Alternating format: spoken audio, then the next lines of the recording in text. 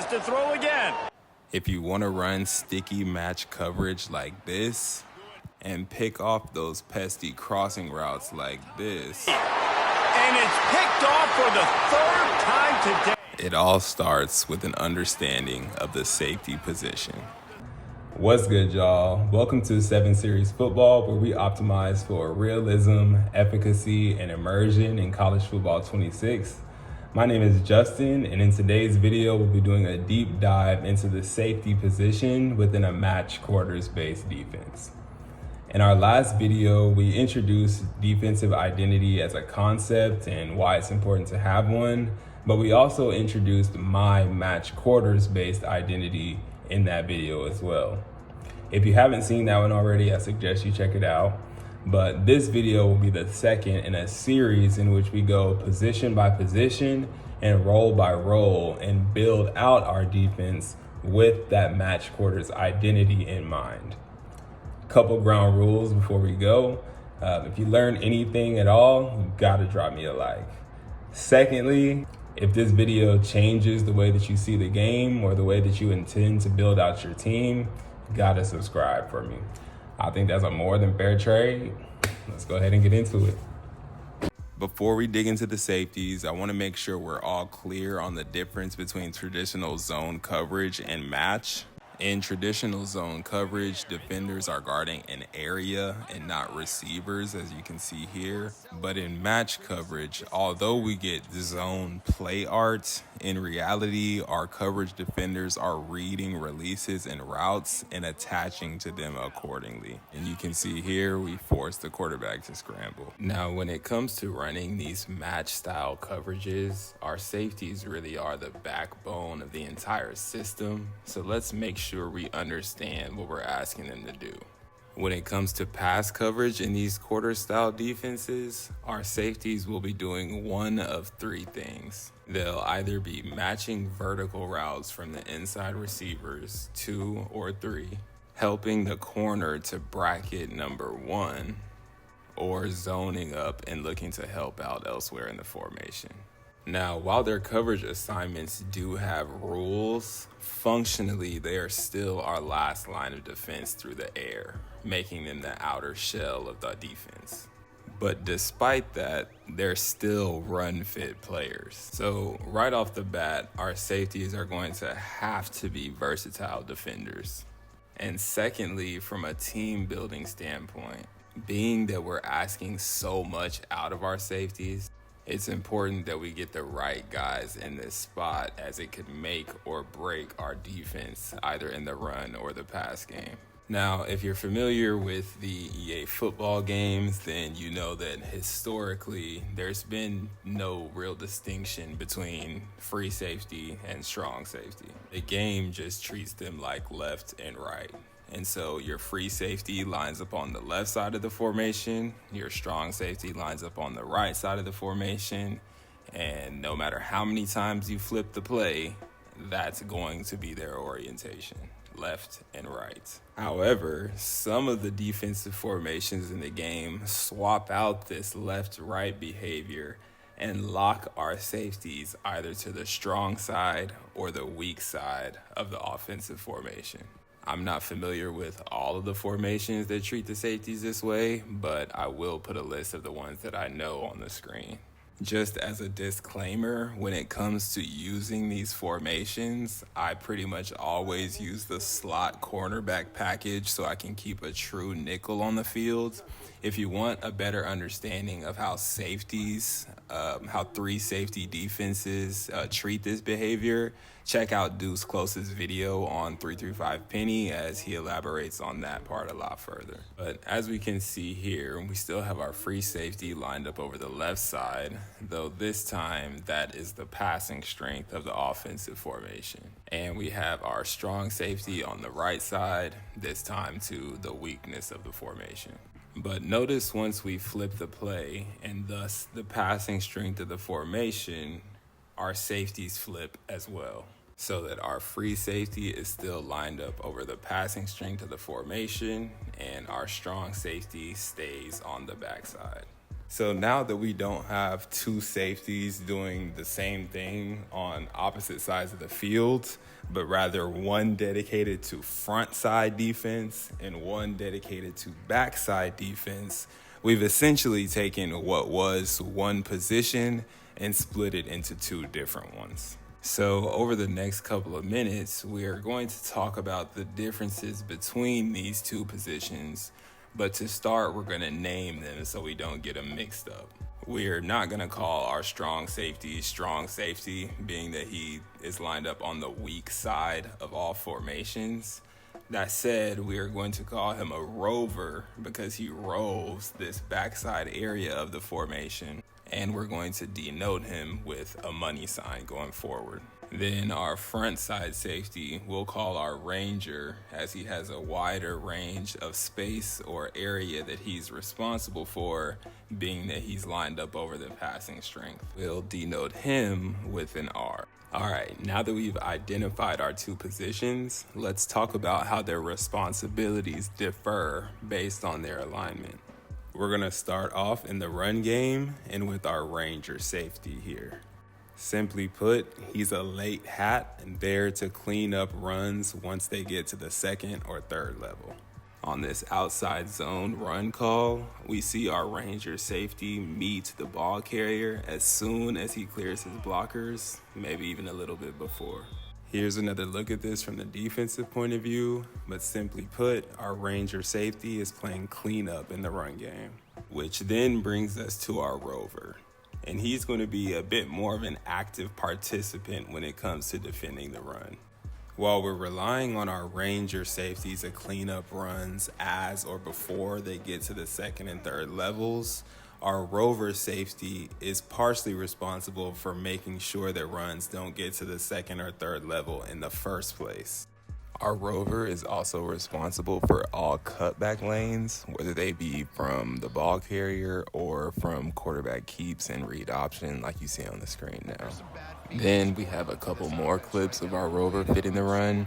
He had a fantastic game against K-State. And this play really exemplifies the discipline needed to play this position, as we're responsible for denying two gaps and hanging in the window of this RPO before we're able to get downhill and make this tackle. All right, that'll do it for the run game. Our ranger is playing cleanup as a late hat, and our rover is an active fitter in the run game. Real quick, hate to interrupt, but if you made it this far, drop a like. You clearly entertained. Also, consider subscribing. It's the best way to help the channel. It's free, and you go get more dope videos like this. Back to the video. But now let's talk about the pass game. We said earlier that our safeties will either be matching verticals from 2 and 3, bracketing number 1, or looking for work elsewhere in the formation.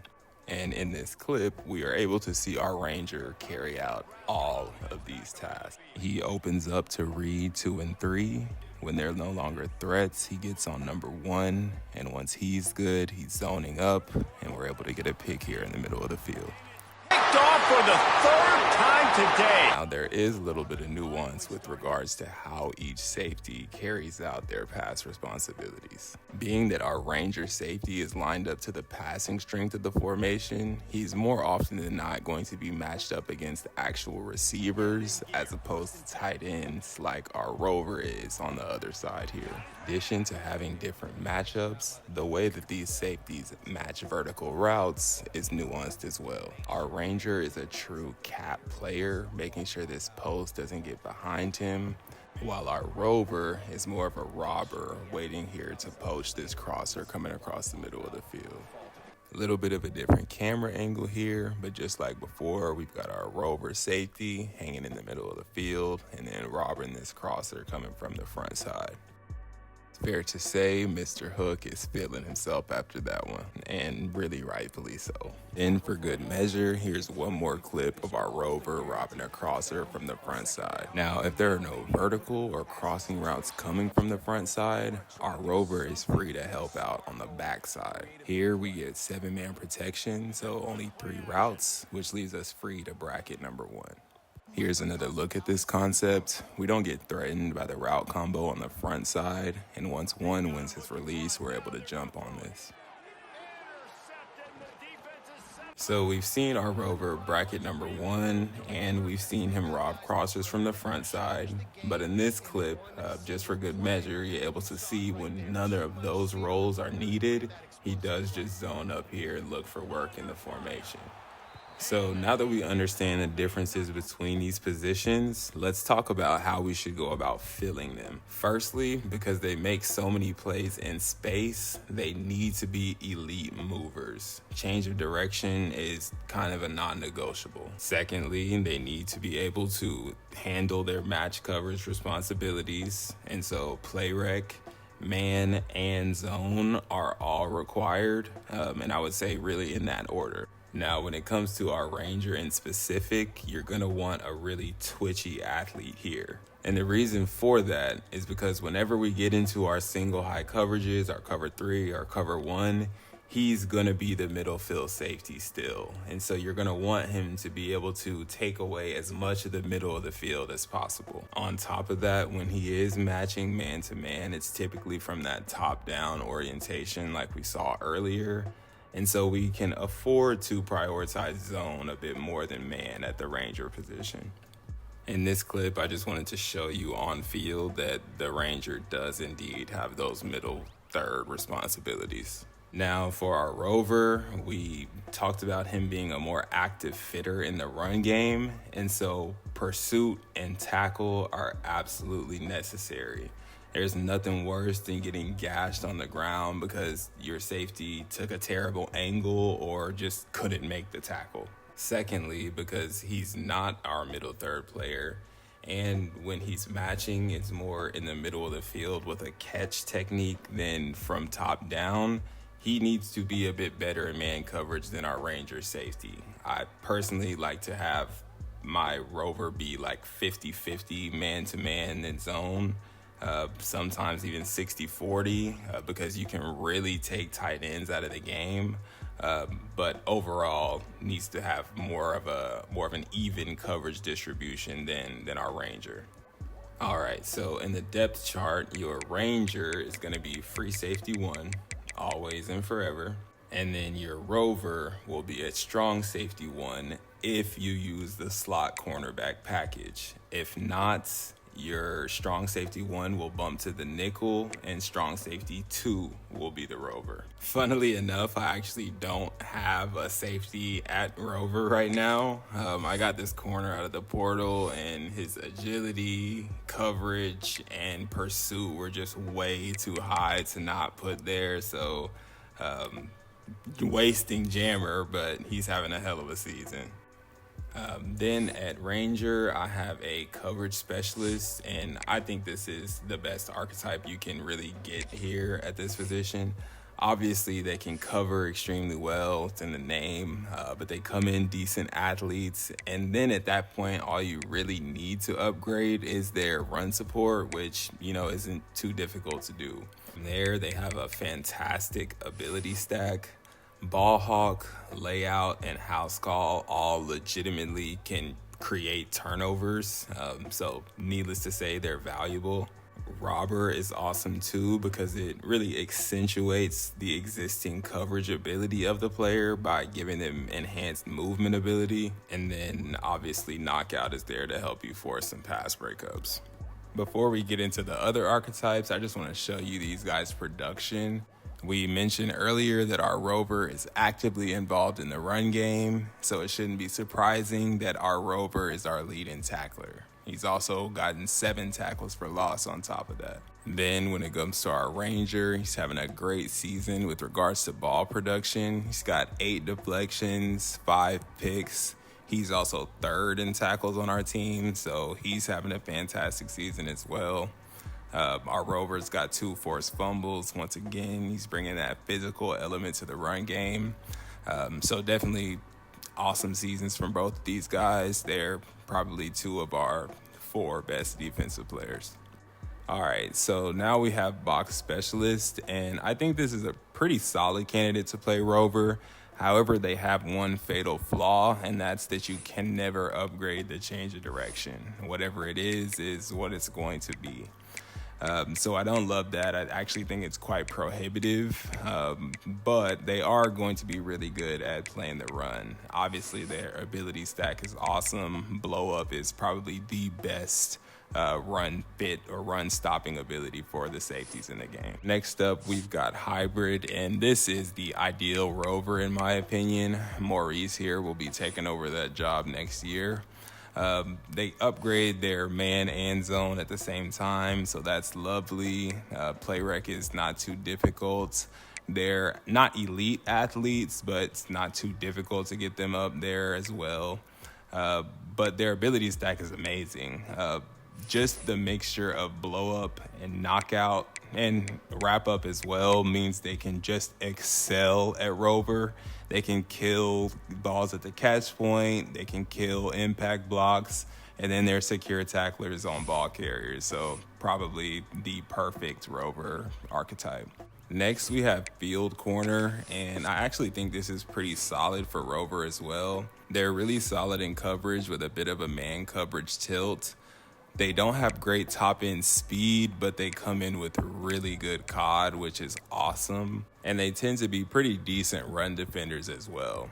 And all of this is borne out in their ability stack.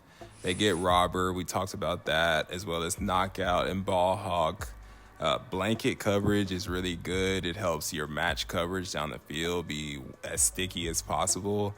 And then wrap up, obviously, is gonna make sure that you're a secure tackler here as well. The last archetype that we'll cover is zone corner, and I'd really only nominate this as a ranger, and even then only in a pinch, but they do come in pretty twitchy. So like low to mid 90s for both speed and excel is very common, so love that. They can grow to be pretty good tacklers, and their man coverage is easy to develop too, so very solid there. And then their abilities are pretty similar to coverage specialists, so they've got a lot of potential for ball production. All right, so let's rank the archetypes. For our ranger, we've got coverage specialist safety number 1. Number 2 is going to be hybrid safety, and then number 3 is going to be zone corner. Then for our rover, number 1 is going to be hybrid safety. Number 2 is going to be field corner. And number 3 is going to be box specialist. Then I would just like to add that robber and blow up are the best abilities for safeties in the game. Unfortunately, there's no archetype in the entire game that gets both of them. All right, so we finished the safeties. We firstly talked about the difference between zone and match. Secondly, we talked about what safeties are required to do within a match quarters-based system. From there, we talked about the differences between the two safety positions, ranger and rover. And then we talked about the best ways to go about filling those positions as far as archetypes go. I hope this video was beneficial. I hope y'all learned something, and I hope y'all build no-fly zone defenses of your own. Coming up next in the series, we'll be breaking down the nickel or the slot corner position, so definitely be on the lookout for that. Before that comes out though, I'll likely drop a full-length gameplay of a playoff game from last season. I'll do some commentary over it just so you guys can kind of understand where my head's at and while I'm calling a game. And kind of see everything come together philosophically. So be on the lookout for both of those. But I appreciate y'all boys' time. Thanks for hanging out with me. Leave me a comment. Let me know what you think. Do you agree with my archetype rankings? Do you believe in match? Are you a strict man zone? You like cover 3, cover 2? I want to know all about y'all boys. But that's all for this one. Once again, thank y'all for y'all's time. I appreciate y'all boys, and I'll see you in the next one. Peace.